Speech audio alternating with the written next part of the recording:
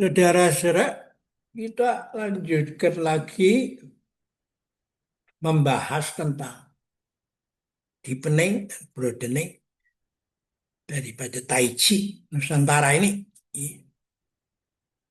Karena orang banyak yang bertanya, Pak Yusuf, yuk kok pakai ada Tai Chi Nusantara? Kok latah amat sih? Ntar dulu, saya bilang, biarkanlah saya memperjelaskan sedikit mengapa latar belakangnya. Jadi, budaya Barat memang mencoba menggerakkan dunia itu dengan satu seperti stick and carrot itu. Udah yang dikasih carrot itu, dikasih wortel di kepalanya sehingga dia lari ke situ terus seolah mau makan itu. Itu cara mengurusin kuda. Dan orang dikasih carrot itu dengan cara menjadi the fittest itu. Survival of the fittest. Buktinya apa? Kalau you bisa menjadi orang nomor satu paling kaya di dunia,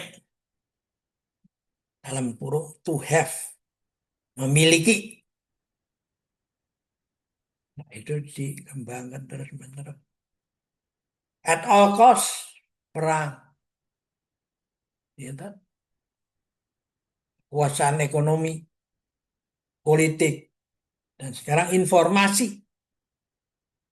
Bahkan dengan memiliki media, hal yang salah. Kalau berulang-ulang diberitakan, lalu menjadi benar itu. Itu yang disebut era post-truth itu. Pasca kebenaran. Jadi tidak ada lagi yang Anda bisa pegang itu. Nah, sedangkan di timur ini pendapatannya pada to be, menjadi itu. Karena itu pertanyaannya yang menonjol itu adalah sangkan paraning dumadi. Dari mana asalnya, mau kemana, tujuannya, sehingga kita tahu apa yang harus kita perbuat untuk mencapai tujuan itu. Tuh. Nah, dalam latihan Tai Chi, ketika dari saat kandungan sampai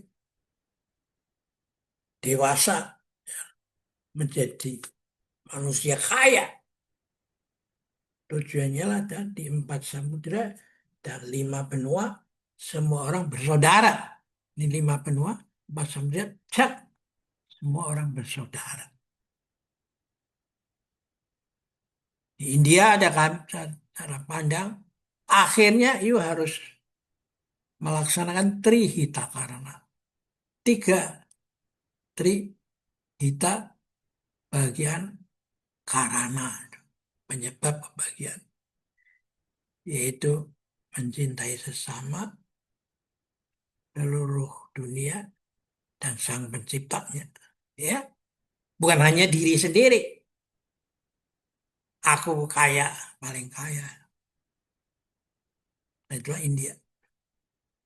Tiongkok sudah tahu, no? Di Nusantara ini, dalam kebudayaan wayang, yang Anda bisa lihat di dalam daftar slide-slide yang paling menarik untuk dibaca di antara 850 slide saya itu ada cerita tentang wayangan itu. Bahwa wayangan itu mau menjelaskan bahwa di Nusantara ini ada ajaran semangat Hastina yang tidak mau menjajah tapi menjadi kiblat dari negara-negara di sekelilingnya, sehingga mereka ingin berhubungan dengan Nusantara ini. Hastina waktu itu di dalam wayang, dan mereka datang mengirim upeti, bahkan di tempat tertentu mereka mengirimkan putrinya yang tercantik untuk dijadikan apa, eh, selir atau apa dari raja. Nah inilah saudara-saudara, menurut saya sudah saatnya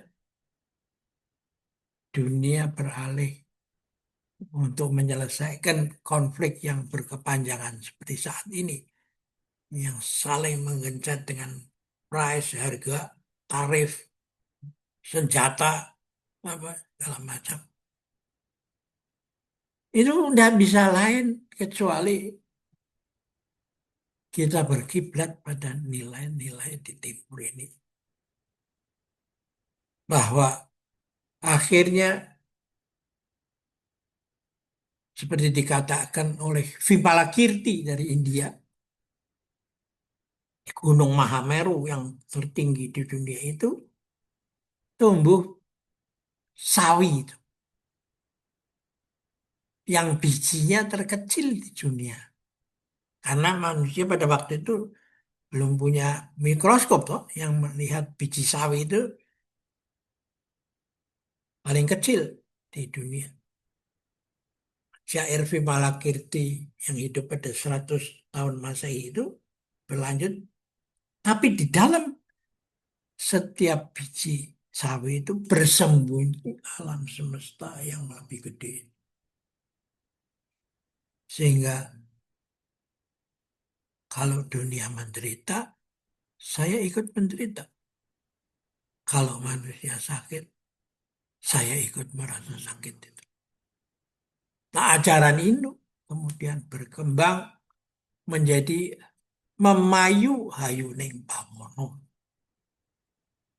Jadi hidup ini bukan to have, memiliki, menjadi milik saya.